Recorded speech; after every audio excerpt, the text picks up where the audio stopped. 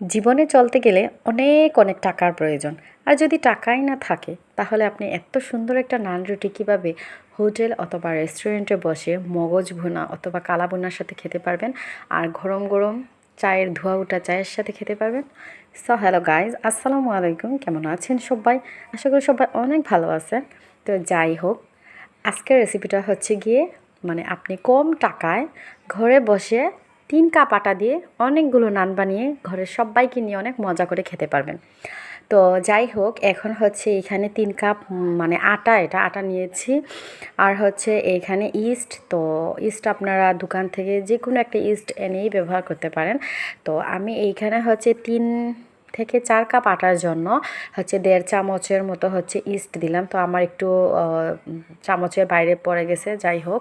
তো এইখান হচ্ছে এইখানে 1.5 চামচ হচ্ছে ইস্ট, তারপর হচ্ছে গিয়ে সামান্য পরিমাণ লবণ দেব। তো আপনারা যদি চান অনেকে এটার সাথে গুঁড়া দুধ দিতে পারেন। আর একটা কথা, এখানে কিন্তু আমি চিনিও ইউজ করেছি হচ্ছে 2 টেবিল চামচ। তো যাই হোক, এখন সবগুলো উপকরণ হচ্ছে ভালো করে একটু মতে নিতে হবে। আর একটু এখানে হচ্ছে একটু সয়াবিন তেলও ইউজ করতে হবে। আপনারা চাইলে একটু কম বেশি করে দিতেই পারেন। তো আমি এখানে আমার পরিমাণ মতো করে একটা আন্দাজে দিয়ে দিয়েছি। কারণ হচ্ছে আমি অনেক রান্না বান্না করতে আমার একটু খুব ভালোই লাগে, সেজন্য হচ্ছে আমি আন্দাজের উপরই বেশিরভাগ কাজ করে ফেলি। তো এখন হচ্ছে আপনি সুন্দর করে এগুলোকে টতে তারপর হচ্ছে ভালো করে এগুলোকে একটু মিক্স করে নিতে হবে। তো আপনি যদি ঘরের মধ্যে হচ্ছে এইরকম একটা নান বানায় খেতে পারেন, তবুও আমি বলবো যে তাও ভালো। কারণ হচ্ছে আপনি হয়তো রেস্টুরেন্টে পুরোটা স্বাদ পাবেন না বা পুরোটা ফ্লেভার পাবেন না, তারপরও পাবেন না যে তা না। তো এখন হচ্ছে গিয়ে আপনি যদি 200 টাকার নান আপনি ঘরে বসেই 20 টাকা খেতে পারেন, তাহলে ঘরে বানানোর সমস্যাটা কোথায়? তো এখন হচ্ছে গিয়ে এগুলো মাথা টাথা শেষ। এখন আমি হালকা কুসুম গরম পানি, যেটা হচ্ছে আপনি হাতের মধ্যে সয়ে নিতে পারেন, এই রকম পানি দিয়ে এটাকে ভালো করে হচ্ছে মতে একটা ডো তৈরি করতে হবে। তো অনেকেই কিন্তু গুঁড়া দুধ অথবা চাইলে গরুর যে লিকুইড দুধ সেটাও দিতে পারেন, এতে করে হচ্ছে নানগুলো খেতে দ্বিগুণ মজা হয়। আমি কিন্তু একবার গুঁড়া দুধ তারপর হচ্ছে গরুর লিকুইড দুধ দুটো দিয়েই আমি একবার নান বানাইছিলাম, অনেক মজা হয়েছিল খাইতে। তো যাই হোক, এখন হচ্ছে আমার ডোটা এরকম হয়েছে। তো আমি এখন এর উপরে সামান্য পরিমাণ একটু তেল হচ্ছে দিয়ে তারপর এটাকে সুন্দর একটা র্যাপিং পেপার অথবা হচ্ছে গিয়ে ঘরে যদি র্যাপিং পেপার নাও থাকে, আপনারা চাইলে হচ্ছে যে বাজার থেকে আমরা যে পলি ব্যাগগুলা নিয়ে আসে বাজারের সাথে, ওই ব্যাগগুলা দিয়েও কিন্তু এইভাবে আমার মতো করে একটু ঢেকে দিতে পারেন। তারপর রেস্টে রেখে দেব হচ্ছে 1 ঘন্টার জন্য। তো 1 ঘন্টা পর এই যে দেখুন কি সুন্দর করে একদম ডাবল হয়ে গেছে, অনেক সুন্দর হয়েছে তো ডোটা। তো এখন হচ্ছে এটার ভেতরে যে বাতাসগুলো থাকে সেগুলো একটু বের করে দিতে হবে। অনেকেই বলে যে বাসায় নাকি ঘরে নাকি যে নান বানিয়ে খাওয়া যায় না, এটা হচ্ছে একদমই মিথ্যে কথা। কারণ আপনি চাইলে ময়দা দিয়েও ভালো হয়, আটা দিয়েও ভালো হয়, দুটো দিয়েই কিন্তু খুব সুন্দর করে আপনি নান বানিয়ে নিতে পারবেন খুব অল্প সময়ে। তো এই যে আমি এখন সুন্দর করে এটার মধ্যে যেই বাতাসগুলো আছে এখন এগুলোকে বের করে দেব।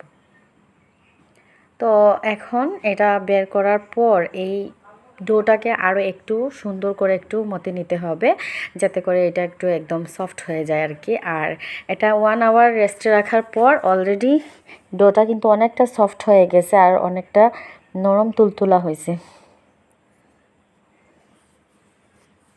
আর যারা যারা অবশ্যই নান বানাতে চান অবশ্যই কিন্তু এটাকে রেস্টে রেখে দেবেন।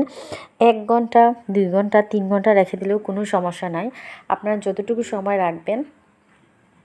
আমি এই পর্যন্ত 10 থেকে 12 বার হচ্ছে গিয়ে আমি নান বানাইছি। তো আমি দেখছি যে আপনারা যত সময় ধরে নানের জন্য এই ডোটা রেখে দেবেন ততই ভালো হয়। তো আমার আজকে নান হচ্ছে এখানে 6টা নান হবে। তো আমি এই যে একটা নান অলরেডি বেলে নিছি। তো এখন এটা একদম রুটির মতো পাতলাও করা যাবে না, আবার একদম বাড়িও করা যাবে না, এটা হচ্ছে একটু মিডিয়াম টাইপের রাখতে হবে। এই যে এরকম পুর হলেই হবে। তো এখন হচ্ছে গিয়ে আমি এটাকে তাওয়ার মধ্যে দেব। তো এই তাওয়াটা আমি এই সরাসরি চুলায় দেব না, এটা একটু উল্টিয়ে দেব। একদম রেস্টুরেন্টের মধ্যে কিন্তু এইরকমভাবেই বানায়, আগুনের শিকটা তাদের একদম রুটির মধ্যে সরাসরি গিয়ে লাগে। এতে করে কি হয়, নানগুলো অনেক সুন্দর হয়। তো আমার আজকের এই ফ্রাই প্যানটা হচ্ছে গিয়ে একটু মানে খুব বেশি স্টিকি, যার কারণে হচ্ছে রুটিটা মানে উঠে চলে আসতেছিল সেই জন্য আমি এটা দেখাতে পারি নাই, আর সবগুলো নান এখানে করিও নাই। তো যাই হোক, এই যে দেখুন আমার এটা কিন্তু উল্টানো। তো এখন হচ্ছে অন্য পিঠ হওয়ার জন্য আবার আমি এটা করে দিছি।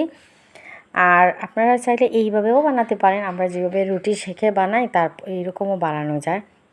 কিন্তু চুলার আঁচটা বেশি দিলে রুটিগুলো একদম জ্বলে যায়, তো বেশি করে দেওয়া যাবে না।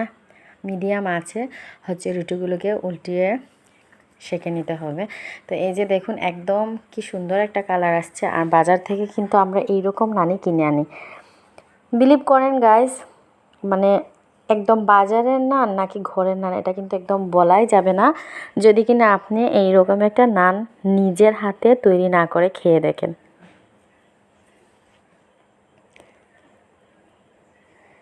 তো আমার সবগুলো নানই হচ্ছে গিয়ে করা শেষ, তাওয়ায় দিয়ে সেঁকানো শেষ। তো এখন হচ্ছে আমার এই নানটা এত নরম হয়েছে, খুবই নরম হয়েছে, তুলতুলা হয়ে গেছে একদম।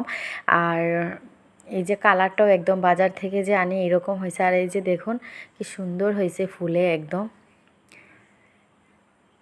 তো যারা যারা আমার মতো নান খেতে ভালোবাসেন গরম দুধের চায়ের সাথে, অবশ্যই তারা একবার হলেও ট্রাই করে দেখবেন।